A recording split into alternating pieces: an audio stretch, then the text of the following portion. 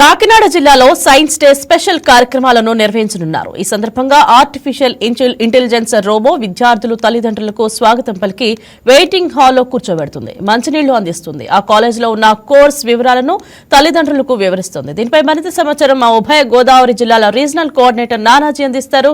Yes, good morning Nanaji, చెప్పండి, science day special ఏంటి? కాకినాడ జిల్లాలో సైన్స్ డే స్పెషల్ ఏంటి?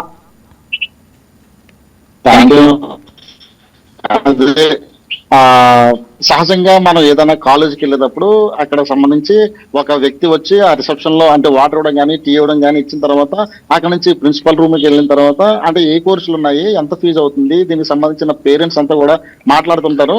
అలాంటిది ఈ రాబోయే వచ్చే ఏడాదిలో మనకి ఒక చాలా విచిత్రంగా అడ్వాన్స్ టెక్నాలజీగా ఆదిత్య డిగ్రీ కాలేజీలో నేను వెళ్ళి చూస్తే కనుక ఒక రోబో తయారు చేస్తున్నారు. ఆ రోబో ఏంటంటే ఎవరైనా పేరెంట్స్ వచ్చినప్పుడు ఆ పేరెంట్స్ తో ఆ రోబో మాట్లాడుతుంది, ఎంత ఫీజులు ఉన్నాయి అన్న చెప్తుంది, అదే రకంగా వాళ్ళకి ఏం కావాలో అన్న చెప్తుంది. ఆ తర్వాత కొన్ని డస్ట్ కూడా అది స్కాన్ చేస్తుంది. అంటే ఒకవేళ వచ్చిన వాళ్ళ దగ్గర ఏమైనా చాకులు కానీ ఎలానో ఫైర్ ఇలాంటి కానీ ఏదైనా ఒకవేళ కానీ వాళ్ళ ఉన్నప్పటికీ కూడా అది స్కాన్ చేసి అంటే వీళ్ళ పక్కన ఉంచుతుంది అనమాట, సెక్యూరిటీకి ఇన్ఫార్మ్ చేస్తుంది. అంటే అది ఏదైతే ఇద్దరు ముగ్గురు పని చేస్తారో సెక్యూరిటీ పని కానీ అలాగనే రిసెప్షన్ పని కానీ అలాగనే ఏదైతే ఫీజు సంబంధించిన దానికి సంబంధించిన చెప్తారో ఇవన్నీ కూడా ఒక రూపం మాత్రమే చేస్తారని చెప్పేసి రెడ్డి గారు చెప్పారు. ఆ డీన్ దానికి సంబంధించిన చూస్తే కనుక దాని ఇప్పటికే ఆల్రెడీ పనులు కూడా చాలా వరకు చేస్తున్నారు. అంటే ఏదైతే చెయ్యి ఉన్నదో చెయ్యికి సంబంధించిన లాంట్లో నరలు ఎలా ఉంటాయి, ఆ తర్వాత దేనికి స్పందిస్తుంది, దేనికి ఒక దాని ఆలోచన విధానం ఏంటి, దాని ప్రోగ్రామ్ ఏంటి అని చెప్పేసి అంతా కూడా రెడీ చేస్తున్నారు. దీనికి సంబంధించిన ఎక్విప్మెంట్ అంతా ఆల్రెడీ ఇప్పుడు ఉన్నది. అయితే విద్యార్థులందరూ కూడా దాంట్లో నిమగ్నమై అని చెప్పుకోవచ్చు. 2 రోజుల క్రితమే అది 2 నెలల క్రితమే అది ప్రారంభమయ్యి ఏదైతే వేస్ట్ మెటీరియల్ ఉంటుందో ఆ వేస్ట్ మెటీరియల్ అంటే మనం వాడేసిన తర్వాత వేస్ట్ మెటీరియల్ ఉంటుందో ఆ వేస్ట్ మెటీరియల్ మనం ఉపయోగించి ఎక్కడెక్కడ అంటే పైపులో కానీ అదే రకంగా దానికి సంబంధించిన పైన కోటింగ్ వేస్తారు, ఆ కోటింగ్ కానీ మొత్తం అన్ని కూడా దాంతో తయారు చేస్తున్నారు.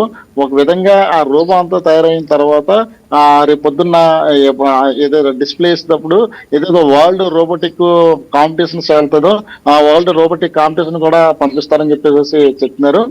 అయితే మరొక వైపు ఏదైతే ఇక్కడ అంబేద్కర్ కోనసీమ జిల్లా ఉన్నదో అంబేద్కర్ కోనసీమ జిల్లాలో ఈ రోజు నుంచి కూడా 3వ ప్రపంచ తెలుగు మహాసభలు జరుగుతున్నాయి.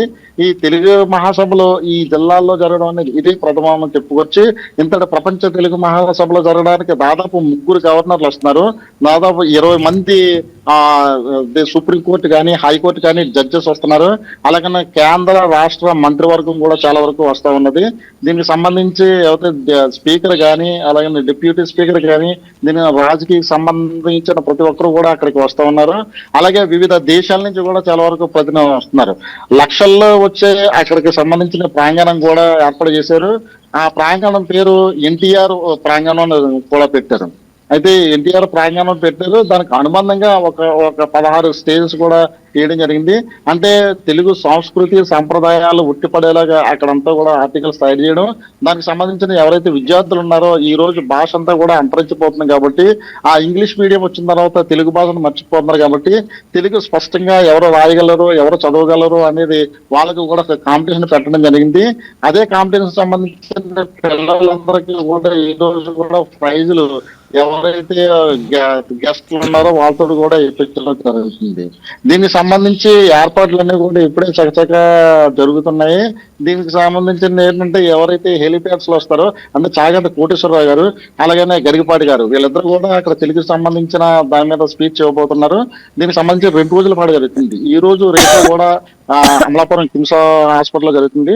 దానికి సంబంధించిన ప్రాంగణంలో ఎవరైతే దానికి చైర్మన్ ఉన్నారో సత్యనారాయణ గారి ఆధ్వర్యంలో కూడా జరుగుతుందని మనం చెప్పుకోవచ్చు. Right, thank you Nanaji. ఈ వీడియో మీకు నచ్చినట్లయితే లైక్ చేయండి, షేర్ చేయండి, మా ఛానల్ కి సబ్స్క్రైబ్ చేయండి.